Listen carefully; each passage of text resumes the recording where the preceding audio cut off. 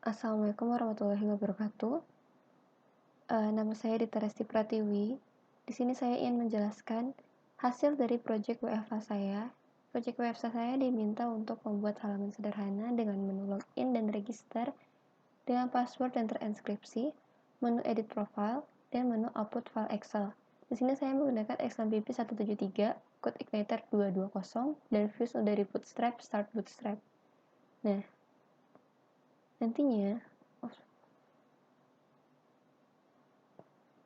saya sudah membuat database terlebih dahulu di phpMyAdmin dengan nama project WFH dengan dua tabel yaitu file dan user. Di user, saya sudah buat dengan kolom ID, name, username, dan password. Di sini saya sudah register. Bisa dilihat passwordnya sudah terenkripsi. Lalu di file, karena saya ingin mau upload file Excel, maka fieldnya ini kolomnya harus sama dengan kolom yang ada di file Excel kita. Nah, berhubung file Excel saya ada ID, name, dan division, jadi di tabel ini pun sama. Saya membuat ada ID, name, dan division. Nah, jika sudah, beralih ke Studio Code. Di sini saya mau setting dulu di config, di auto load, apa aja yang saya butuhin, kayak seperti libraries, ada database, session, Excel, dan upload. Lalu di config, base URL-nya untuk saya akses itu localhost/codeigniter. Lalu database diubah dengan database yang sudah saya buat dengan hostname localhost, username dan passwordnya karena saya tidak punya atau tidak pakai, jadi username-nya diganti dengan root. Nama database-nya diisi project WFH, DB driver-nya MySQLi karena saya memakainya MySQL PHP MyAdmin. Nah, jika sudah, di sini saya ingin menjelaskan saya punya 3 controller, yaitu out untuk register dan login, juga edit profile, lalu menu, dan upload. Lalu ada 2 model, upload model dan user model. Dan views-nya sendiri saya ada 3 folder, out, templates, dan user. Templates-nya ini untuk saya memudahkan untuk saya tinggal panggil aja, karena isinya sama semua. Kalau misalkan dia disatuin, gak dipisah kayak gini tuh bakal panjang banget. Outnya ada login dan registration. Usernya ada edit profile, index, dan upload file. Nah, sebelumnya saya sudah download Bootstrap PSB Admin 2, saya simpan di folder vendor. Itu isinya udah ada template banyak. Nah, tadi kalau misalkan saya akses localhost codeigniter ini, dia akan keluar ke page sign in seperti ini. Jadi kita bikin dulu, lihat dulu dari login HTML, dari template yang ada dari Bootstrap. Lihat dia panjang seperti ini. Jadi saya pisahkan untuk dari doctype sampai body class ini, saya pisahkan, saya buat file baru dengan out header. Lalu dari sini dari script sampai HTML ini saya kasih out footer. Jadi seperti ini. Nah, sudah saya lanjutkan ke views login. Di views login ini saya sudah buat untuk title sendiri sign in, lalu di sini ada PHP echo. Di session fast data ini dari controller. Lalu ada form. Tadi view saya seperti ini, ada form username, password, dan buttonnya login. Lalu di sini ada link untuk ke create an account. Untuk registrasi. Dari sini saya buat form class user dengan metodenya post action php echo base URL. Nah, di sini ada div class, ada input type text dengan ID dan name username, placeholder username. Placeholder itu untuk memunculkan ada tulisan di sini, walaupun belum diisi, jadi ada tulisan username.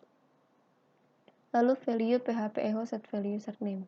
Di bawahnya saya php echo lagi untuk form error username dengan small class text danger. Ini kalau misalkan saya lupa, ternyata saya tinggal ngisi si form username, maka dia akan muncul error kalau misalkan itu tuh harus diisi. Lalu ke bawahnya ada input type password, class form control ini ID password dan password prosedur sama. Di bawahnya sama juga, saya pun pakai php echo form error. Lalu button type submit login di sini. Nah, untuk yang tadi create an account, di sini saya udah link href pakai php echo base URL melanjutkan ke out registration. Jadi dari controller out dengan function registration. Nah, tadi untuk kita cek kalau misalnya saya nggak ngisi username dan password, dia akan muncul di username field is required. Kalau misalkan saya isi ini di tab APR tapi password saya nggak diisi, juga sama. Dia akan muncul seperti ini. Kita beralih ke controller. Ada public function construct di sini di slot library. Form validation karena kita butuh formnya. Lalu ada model user model. Jadi untuk controller ini saya menghubunginya dengan model user model. Terus ada helper URL. Nah, dilanjutkan yang registration kita lewat dulu. Langsung ke index aja defaultnya. Ini login. Di sini saya buat this form validation set rules username yang tadi dia required dan valid username. Berarti ya dia harus valid sama dengan kayak di database. Karena saya buatnya juga unik. Lalu di sini juga passwordnya required. Lalu dilanjutkan dengan saya buat if this form validation true false. Berarti kalau misalkan validasinya ini gagal, saya akan memberikan ini ke views yang tadi. Saya tinggal panggil template-nya out header, views out login, dan templates out footer.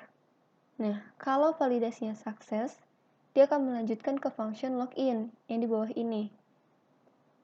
Balik ke sini, saya buat $username this input post username, enkripsi passwordnya saya menggunakan MD5, this input post password. Lalu untuk validasi selanjutnya saya buat array dulu, data array, biar mudah dipanggilnya. Ada username, $username, password, $enkripsi password. Ini lalu dilanjutkan dengan $current user. Berarti user yang sekarang ini yang mau login. Dia this user model get data user $data yang sudah di atas dibuat row array. Lalu di bawahnya juga sama user this user model get data 6 rows. Nah, untuk row array ini dia mengecek satu baris dari database. Lalu kalau misalkan 6 rows itu ada berapa baris yang ada di database. Nah, di sini ada user model. Saya sudah ngomongin ke user model. Saya buka dulu user modelnya.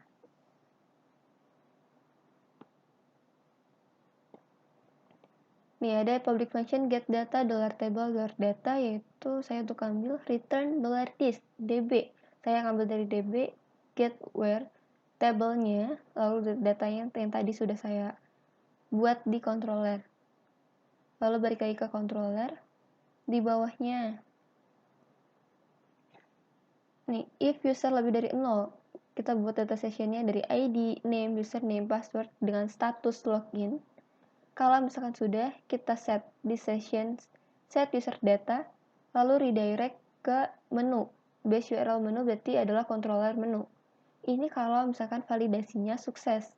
Kalau misalkan ternyata tidak sukses, else saya buat lagi set flash data message untuk mengeluarkan message error, username or password is incorrect, dan redirect ke yang tadi, dia balik ke atas lagi, views yang tetap untuk login ini.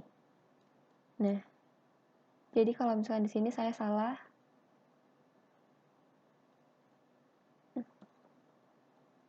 maka dia akan muncul seperti ini. Ada message-nya, username or password is incorrect.